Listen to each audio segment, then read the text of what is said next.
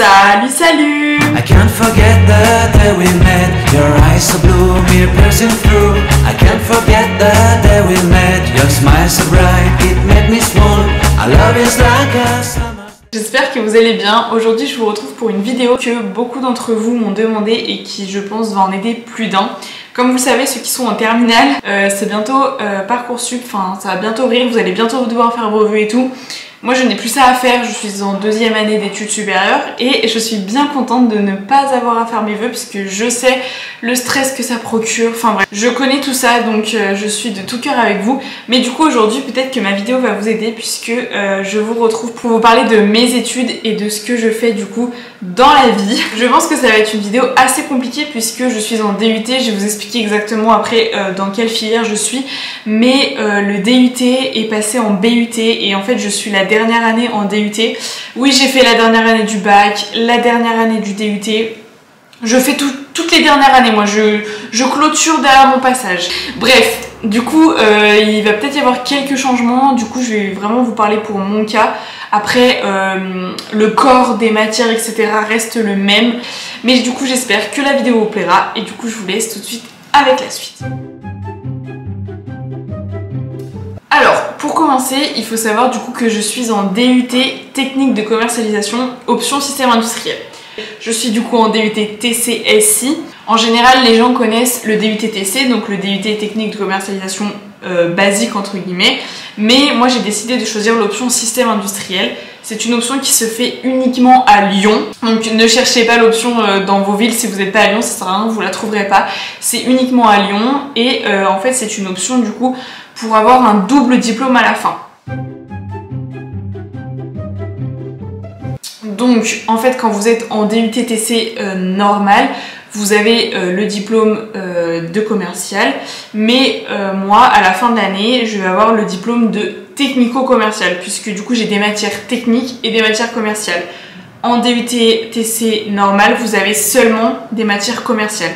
C'est juste ça, entre guillemets, la différence. J'ai choisi aussi cette option puisqu'il faut savoir qu'en France, tous les ans, il y a 10 000 TC qui sortent diplômés dans toute la France. Et vu qu'en TC SI, il faut savoir qu'il n'y a que 60 diplômés par an puisqu'il n'y a que le campus de Lyon. Donc c'est relativement restreint et forcément, les recruteurs sont plus friands des 60 diplômés contrairement aux 10 000. Forcément, c'est donc aussi pour ça que j'ai choisi cette option. C'est toujours un plus sur votre CV. Vous avez un double diplôme et juste je trouve que c'est relativement un plus. Donc si vous êtes vers Lyon et que vous voulez aller en TC, n'hésitez pas à regarder du coup cette option.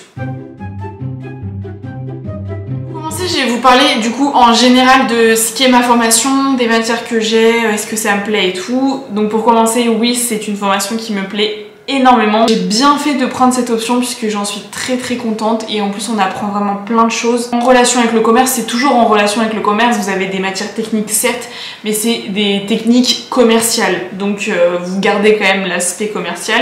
Niveau matière, j'ai comme je vous l'ai dit des matières commerciales et des matières techniques. Il faut que je vous avoue quand même que ça change tout le temps. J'ai jamais le même emploi du temps fixe comme dans beaucoup d'études supérieures, mais chaque semaine mon emploi du temps change, mes horaires changent et mes matières changent. Niveau du coup emploi du temps, le plus tôt qu'on peut commencer c'est 8h et le plus tard qu'on puisse finir c'est 17h30. Ça reste relativement correct je trouve, quand on finit à 17h30 c'est pas, enfin on finit jamais comme dans les écoles de commerce où des fois ils finissent à 19h. Là vraiment c'est 17h30 grand max et le midi on a 1h30 pour manger grand max. Des fois, quand on a des projets, des choses comme ça, c'est restreint forcément, mais sinon on a 1h30. Je regarde mes petites notes pour être sûre de ne rien oublier. Niveau cours, du coup niveau matière, pour les matières commerciales, j'ai des matières commerciales comme en TC. Donc j'ai de la finance, de l'économie, de la compta, du marketing, de la négo, enfin j'ai toutes les matières commerciales on va dire basiques que vous retrouvez en TC. Et j'ai également du coup des matières techniques. Les matières techniques ça va être tout ce qui va être CAO, donc c'est de la conception sur ordinateur avec SolidWorks pour ceux qui connaissent. Ça va être de la mécanique, enfin en fait ça va vraiment être plein de choses. Et c'est pas quelque chose moi qui m'aurait plu de base, mais pourtant j'ai trouvé ça super cool et ça m'a permis d'apprendre plein de choses. Donc vraiment n'hésitez pas à vous renseigner sur l'option système industriel, je vous jure que c'est pas vraiment ce à quoi on pense. C'est un diplôme qui se fait en 2 ans, du coup maintenant 3, mais moi pour ma part c'est 2 ans. Donc la première année j'ai eu beaucoup de matières techniques et assez peu de matières commerciales. Et cette année j'ai beaucoup plus de matières commerciales que de matières techniques. Donc je préfère forcément moi cette année, même si je vous avoue que la charge de travail est assez conséquente. Mais sachez que du coup, si vous voulez intégrer le DUT TCSI, la charge de travail sera forcément moins puisque vous aurez exactement le même programme que j'ai eu en 2 ans, mais vous en 3 ans vu que ça devient un BUT. Donc forcément la charge de travail diminue. Donc si c'est ça qui vous pose problème, n'hésitez pas, ça le fait, je suis pas non plus en prépa. J'arrive à m'en sortir, j'arrive à sortir, à voir mes amis hein, quand même, mais c'est vrai que des fois la charge de travail est très importante, mais du coup pour vous, vous aurez plus cette charge importante d'un coup.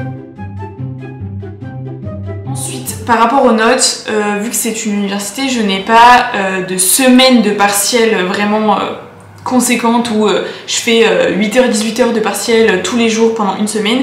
C'est plus un contrôle continu, un peu comme au lycée, mais forcément il y a des semaines...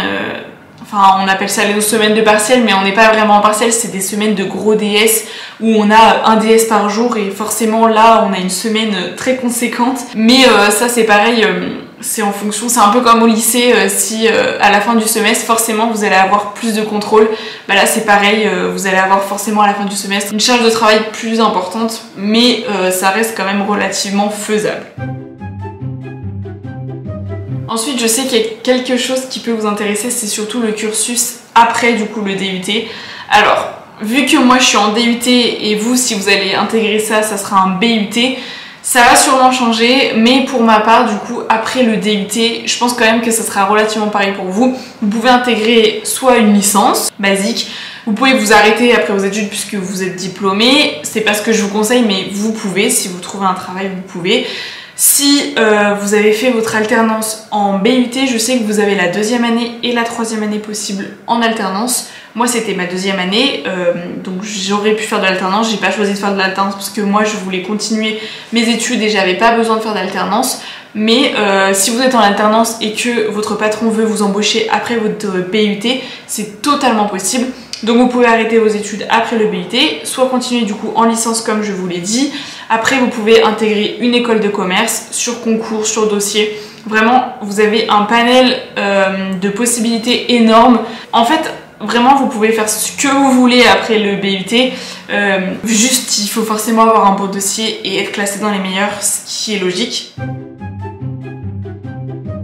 Par rapport au bac, je sais aussi que du coup le bac a changé, mais pour vous situer un peu, donc à mon époque, les bacs c'était S, ES, STMG, L, enfin bref, il y a tous les bacs quoi. Sachez que dans ma promo, il y a tous les bacs possibles, vraiment, sauf des bacs pro évidemment, mais je pense que tous les bacs sont représentés dans ma promo, il n'y a pas plus de bac S que de bac L. Il y a forcément une majorité de bac ES et de bac STMG, mais franchement ça se ressent pas du tout. J'avais peur sincèrement puisque du coup moi j'ai fait un bac S pour ceux qui savent pas. J'avais très peur que ça se ressente, j'avais peur d'être larguée dans les matières commerciales par exemple par rapport au bac ES. Et pas du tout en fait, tout le monde se remet au niveau au début de l'année. Il y en a forcément qui ont un peu des lacunes du coup comme moi dans les matières commerciales et on se fait aider par les bacs qui peuvent vous aider. Moi dans les matières un peu plus techniques, bah, j'avais plus de facilité donc j'ai aidé les autres qui étaient dans des bacs par exemple ES qui n'avaient jamais vu ça. Donc en fait dans la promo tout le monde s'entraide et du coup au début de l'année, au bout de 2 mois de rentrée, tout le monde revient sur entre guillemets un pied d'égalité et donc il n'y a aucune différence entre les différents bacs. Donc vous pouvez vraiment demander ce BUT peu importe le bac que vous avez fait. Surtout que maintenant du coup ça a changé, vous choisissez 3 matières, après vous en enlevez une en terminale, il vous en reste plus que 2, enfin du coup vraiment n'hésitez pas, c'est pas parce que vous avez choisi une matière et pas une autre que vous allez être défavorisé, vraiment pas. Ensuite, niveau du partage de la promo, du coup comme je vous ai dit, il n'y a que 60 diplômés par an, puisqu'en fait on est une promo de 60. Donc première année et deuxième année, donc 60 première année, 60 deuxième année. Vous du coup il y aura 3 promos de 60, mais du coup dans chaque année il y a 60 élèves. Donc du coup sur la promo des 60, vous êtes divisé en 4, donc 4 groupes de 15, ça forme du coup des classes un peu, et vous avez des cours à 15, des cours à 30, donc 2 groupes réunis, et des cours à 60, les cours magistraux etc. en amphi, ça vous les avez à 60, ce qui permet du coup de vous connaître vraiment tous puisqu'on est une petite promo et je trouve ça beaucoup mieux. Vraiment on se connaît tous, au bout de 2 mois on se connaît tous, on a une cohésion, même si on n'est pas entre guillemets dans la même classe, on se retrouve du coup dans les cours magistraux ou dans les cours à 30 et je trouve ça vraiment super d'avoir une petite promo, ça nous pousse vers le haut forcément, donc je trouve que c'est de ouf un plus d'être une petite promo. Vous avez 2 stages, un la première année et un la deuxième année. Je sais pas exactement comment ça se passe pour les stages du coup maintenant en BUT, mais en tout cas pour moi j'en avais un du coup chaque année. Je sais qu'en BUT la première année vous en avez un, mais je sais pas si en deuxième et en troisième année vous en avez un. Vous en avez forcément 2 de toute façon minimum, c'est sûr. Donc moi en première année j'en avais un de 1 mois, c'était un stage ouvrier. Je vous avoue que c'est pas passionnant les stages ouvriers. En TC vous n'avez pas de stage ouvrier, c'est directement des stages commerciaux. Mais je vous avoue que ça permet du coup de revenir entre guillemets aux bases. Moi mon stage il était pas très cool puisque je l'ai fait chez moi, c'était au moment du Covid. Enfin, moi ça s'est pas passé comme ça aurait dû se passer. Mais un stage ouvrier, certes, il peut ne pas être super attendu et tout, puisque ça reste un stage ouvrier, mais sachez que vous apprenez quand même plusieurs choses sur les procédés de fabrication, etc. Et ça peut vraiment vous apprendre des bases qui pourront vous servir plus tard dans votre métier de commercial. Et du coup, en deuxième année, on a un stage de 2 mois et demi, donc de 10 semaines, qui là est commercial. La seule difficulté... donc je l'ai pas encore fait, moi c'est là en avril. La seule difficulté du stage de deuxième année, vous devez faire du B2B, puisqu'en fait, pour ceux qui connaissent pas vraiment ce que c'est, le B2B c'est business to business, donc c'est une entreprise qui va vendre ses produits à une autre entreprise, ou à une société évidemment, et le B2C c'est une entreprise qui va vendre ses produits à le client final. Donc par exemple Carrefour, c'est du B2C puisqu'il va vous vendre à vous ses produits. Mais tout ce qui est derrière Carrefour, par exemple, je sais pas, Lipton qui va vendre ses produits à Carrefour, bah là ça va être du B2B puisque c'est une entreprise Lipton qui va vendre à une autre entreprise Carrefour. Et donc nous en fait, vu qu'on a l'option système industriel, on doit trouver des stages dans le B2B, donc une entreprise qui vend à une entreprise. Et je vous avoue que c'est pas mal compliqué, surtout dans les temps de Covid. Et ensuite, pour finir, je vais parler du coup de l'ambiance sur place, de l'ambiance sur le campus et de l'ambiance avec les professeurs, la relation élève-professeur. Donc on est une petite promo, la relation élève-professeur est quand même très cool. Ça change du lycée. Au lycée, ça reste votre professeur et vous êtes l'élève. Je trouve que là, en études supérieures, je pense que c'est un peu partout pareil.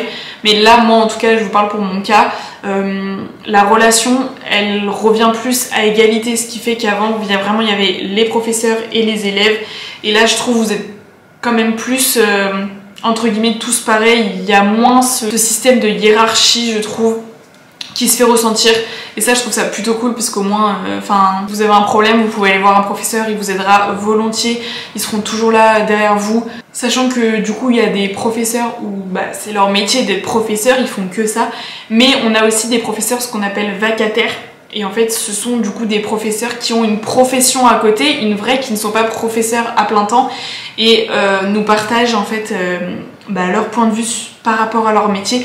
Par exemple, je sais que ma prof de droit de l'année dernière, elle n'était pas que prof de droit, elle venait nous faire des interventions pour nous expliquer le droit commercial, etc. Et comme c'est pas son métier d'être professeur, elle vivait vraiment son cours et on trouvait ça super cool. Des fois, vous voyez, le fait d'avoir des professeurs comme ça qui sont vacataires, c'est un plus et ça permet vraiment d'échanger avec des vrais professionnels et d'augmenter son réseau aussi, puisque tout au long de l'année, on va rabâcher qu'il faut avoir un réseau pour pouvoir trouver des stages, pour pouvoir trouver un job. Donc du coup, c'est forcément un plus d'avoir des professeurs qui ont une profession à côté.